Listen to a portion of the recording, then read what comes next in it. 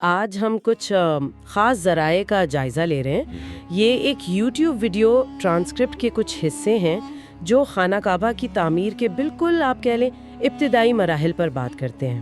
جی، خاص طور پر حضرت ابراہیم علیہ السلام کے وہ اقدامات جو ان ذرائع میں بتائے گئے ہیں۔ بالکل، یعنی کیسے جگہ تیار ہوئی، کعبے کے کونے وہ کیسے متعین ہوئے اور حج کی بالکل شروع کی شکل کیا تھی۔ مقصد یہی ہے کہ ان ذرائع کی روشنی میں ان چیزوں کو سمجھا جائے۔ جی بالکل، اور یہ دیکھنا کافی دلچسپ رہے گا کہ یہ ذرائع کیسے اس تعمیر اور عبادت کے بالکل آغاز کی تصویر بناتے ہیں۔ گویا ایک طرح کا بلو پرنٹ سمجھنے کی کوشش کر رہے ہیں۔ ہاں بالکل وہی جو ان دستاویزات سے ہمیں مل رہا ہے۔ اچھا، تو شروعات کرتے ہیں جگہ کی تیاری سے۔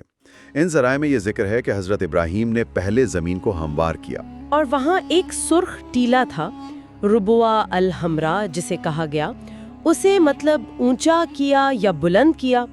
کیا یہ صرف زمین صاف کرنے کی بات تھی یا اس ٹیلے کی کوئی خاص وجہ بھی بتائی گئی ہے؟ دیکھیں یہ ایک اہم نقطہ ہے۔ ذرائع سے جو اشارہ ملتا ہے وہ یہ ہے کہ یہ صرف صفائی نہیں تھی، اچھا، بلکہ ایک مقدس مقام کی بنیاد رکھنے کے لیے ایک خاص نشان یا ایک مرکز قائم کرنے جیسا تھا۔ گویا وہ ٹیلا خود ایک نشانی بن گیا اس جگہ کی۔ صحیح، یعنی جگہ کی ایک طرح سے پہچان ہو گئی۔ جی، پہچان ہو گئی۔ اس کے بعد ان دستاویزات میں خانہ کعبہ کے کونوں یعنی ارکان، ان کے تعین کا ذکر ہے۔ خاص طور پر یمن کی سمت والا کونا، رکن یمانی، کہا گیا کہ طواف یہیں سے شروع ہوگا۔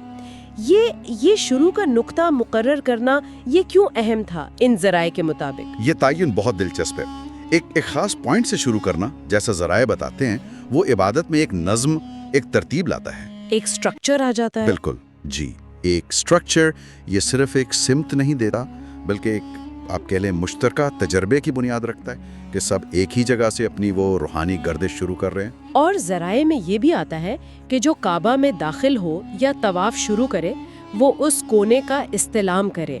یہ استلام کیا ہے؟ ہاں، استلام کا مطلب ذرائع واضح کرتے ہیں کہ اس کونے کو چھونا یا کم از کم اس کی طرف اشارہ کرنا۔ اچھا، ٹھیک۔ گویا طواف کے آغاز کا یہ ایک عملی نشان ہے۔ اور یہ عمل استلام کا یہ محض ایک رسم نہیں لگتا ان معلومات کی روشنی میں، بلکہ اس نقطۂ آغاز کے ساتھ ایک جسمانی اور روحانی تعلق قائم کرنے کا ذریعہ بن جاتا ہے۔ تو یہ تو ہوئی تعمیر اور طواف کے آغاز کی بات۔ جی، ان ذرائع میں آگے یہ بھی بتایا گیا ہے کہ اللہ تعالیٰ نے حضرت ابراہیم پر حج کے طریقے وحی کیے۔ جی ہاں، اور پھر انہوں نے لوگوں کو ان کی تعلیم دی۔ بالکل۔ یہاں وہ الہامی رہنمائی اور پھر اس علم کو آگے پہنچانے کا پہلو بہت نمایاں ہے۔ صحیح۔ یہ دکھاتا ہے کہ حج جیسی بڑی عبادت کی بنیاد کیسے پڑی اور اسے لوگوں تک کیسے پہنچایا گیا۔ کم از کم ان ذرائع کے مطابق تو یہی لگتا ہے۔ ان ذرائع میں خاص طور پر 3 قسم کے طوافوں کا ذکر بھی ملتا ہے: طواف القدوم، طواف الافاضہ اور طواف الوداع۔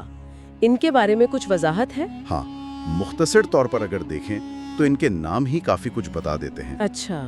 اور ذرائع بھی اسی طرف اشارہ کرتے ہیں، جیسے طواف القدوم یعنی آمد کا طواف، مکہ پہنچنے پر؟ غالباً جی، مکہ پہنچنے پر۔ پھر طواف الافاضہ جو حج کا ایک لازمی جز یعنی فرض طواف سمجھا جا سکتا ہے۔ ٹھیک۔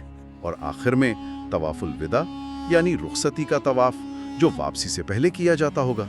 تو یہ ترتیب حج کے سفر کے مختلف مراحل کو ایک طرح سے منظم کرتی ہے۔ صحیح۔ تو خلاصہ اگر کریں تو ان ذرائع سے ہمیں یہ پتہ چلا کہ حضرت ابراہیم نے نہ صرف خانہ کعبہ کی جگہ متعین کی، اسے تیار کیا، بلکہ طواف کا نقطہ آغاز اور حج کی جو کلیدی رسومات ہیں جیسے یہ مختلف طواف، ان کی بنیاد بھی رکھی۔ بالکل۔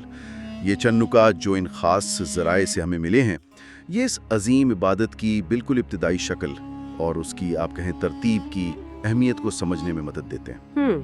یہ دکھاتے ہیں کہ کیسے چند بنیادی ہدایات نے ایک اتنی بڑی لازوال روایت کی شکل اختیار کی۔ صحیح۔ یہاں سامعین کے لیے شاید ایک دلچسپ پہلو غور کرنے کا یہ ہو سکتا ہے جی، کہ کس طرح ایک واضح نقطۂ آغاز کا تعین، جیسے رکن یمانی سے طواف شروع کرنا، یہ نہ صرف ایک مذہبی رسم کو منظم کرتا ہے بلکہ پوری روحانی واردات کو، اس تجربے کو ایک سمت اور ایک مرکزیت دیتا ہے۔ بالکل۔ شاید یہ اصول زندگی کے دوسرے معاملات میں بھی کام آ سکتا ہو کہ ایک متعین اور بامانی ابتدا جو ہے وہ کسی بھی کوشش کو زیادہ مربوط، زیادہ مؤثر بنا سکتی ہے۔